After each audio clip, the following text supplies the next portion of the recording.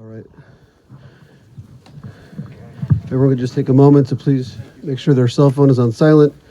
Officiating today's service will be Rabbi Eliezer Grunberg.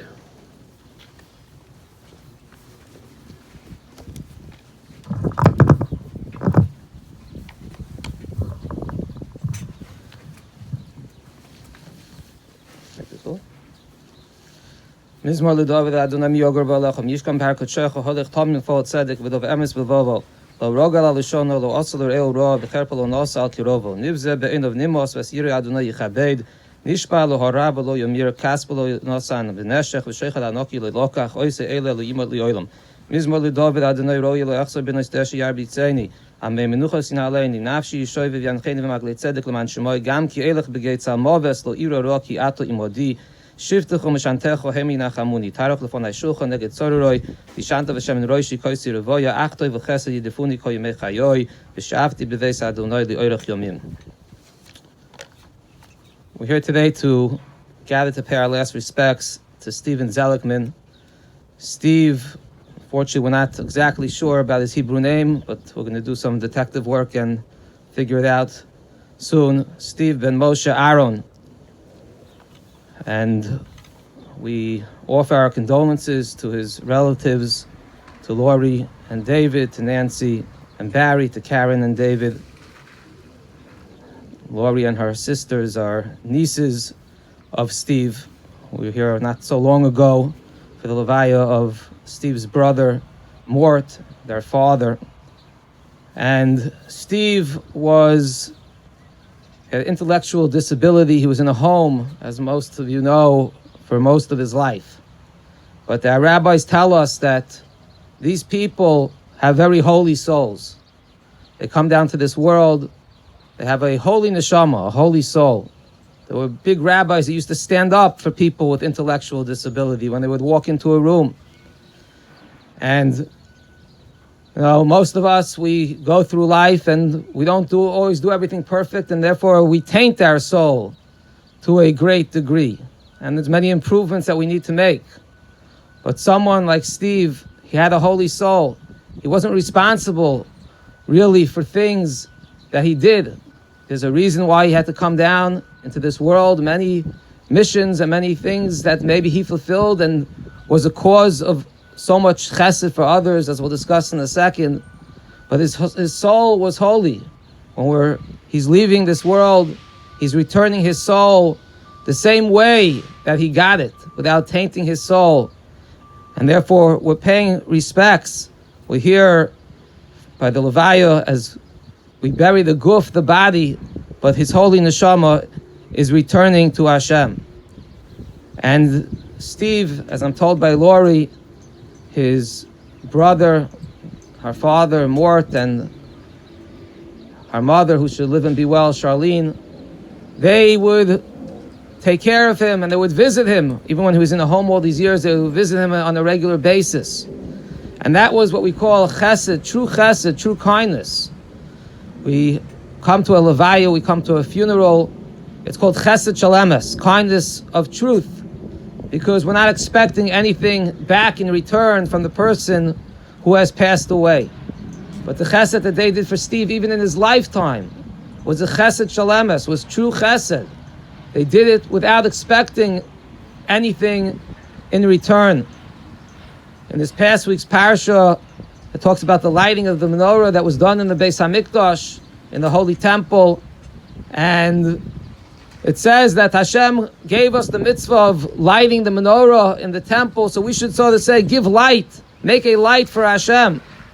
And the Medrash says that, brings an analogy of a person who was walking together with a blind person, leading the blind person, taking him wherever he had to go. And when he comes back to their home, he asks the blind person to light a candle for him, to give him light. He didn't need the blind person to do this. But the Medrash says it's that in order that the blind person should not feel indebted for all the kindness and chesed that this other person helped lead the way for the blind person. So too Hashem says, I don't want the Jewish people to feel indebted to me for all the chesed, all the kindness that I do for them. So let them make a light. Hashem doesn't need the light. We're not really doing anything for him. But that we shouldn't feel that debt of gratitude. And Rabbi Yerucham Levovitz brings out that here, it's not the person who helped the blind person, Hashem. True chesed is not taking anything in return. It's doing the chesed, doing the kindness for the person without expecting anything back. But the person leading the blind person, he wasn't doing it to get something in return. He asked him to do something that he doesn't need, just that he shouldn't feel that he needs to return anything. And that's why Hashem does chesed for us. He doesn't do it because we could really give him anything back. It's chesed shalamis, it's true chesed. And we're gathered here to do chesed shalamis for Steve, but this is what the family did for Steve during his lifetime. And it's to his merit. It was through him that such true chesed was done in his lifetime, and that's a merit for his holy soul as well. So we have to take, we're here representing many others who can't be here today, other family that's not in Illinois, family that's in Israel. We're paying our last respects. We have to take a lesson as we move on what true chesed, true kindness is, and any small chesed that we could do in his memory that will just be added to the merits that he has already and to his holy neshama. And I ask Lori to say a few words.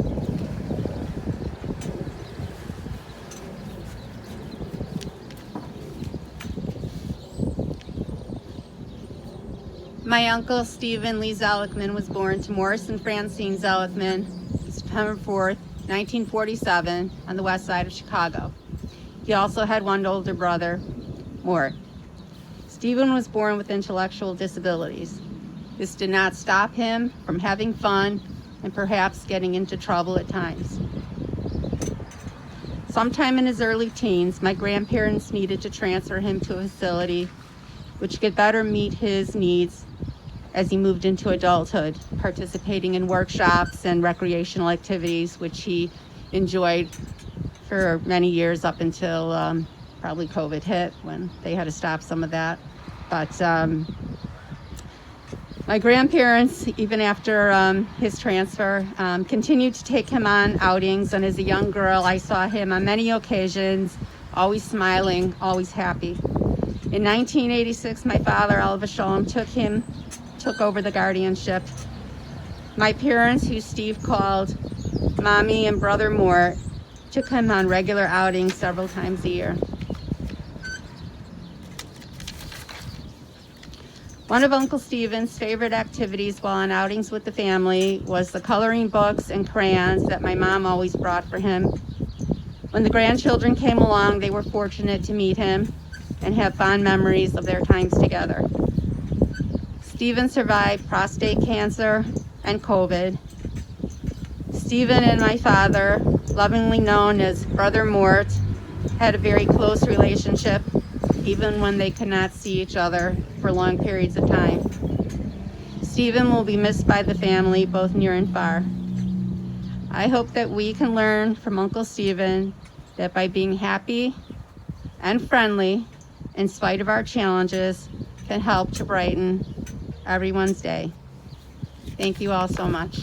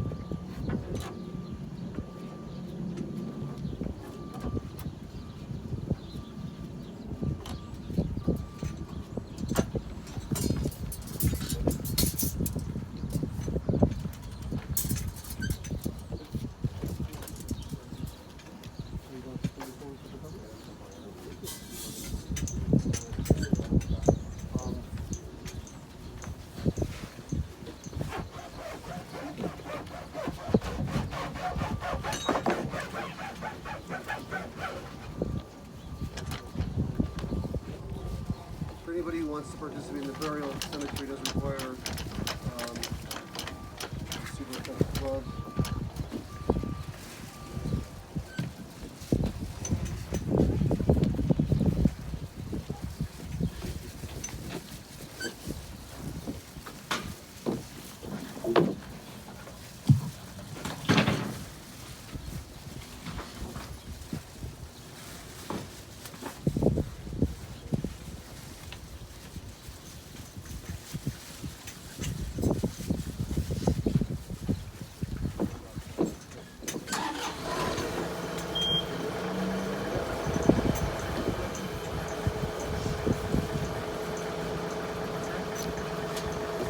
Put the cover on first.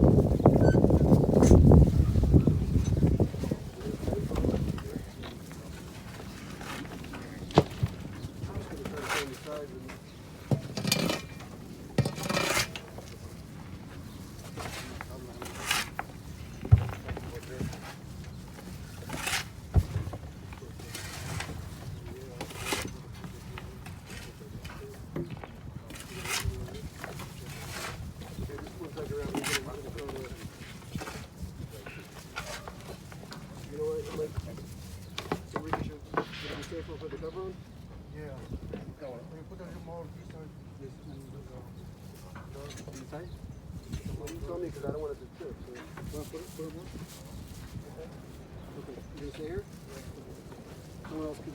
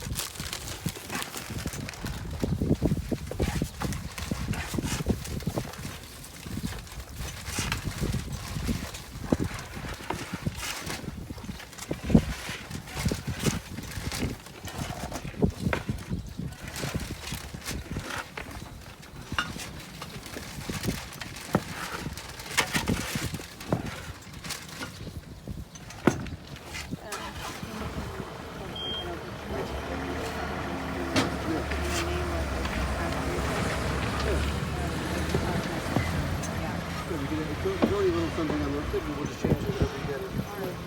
And that will be good. Oh, you can go through each symbol on myself, yeah.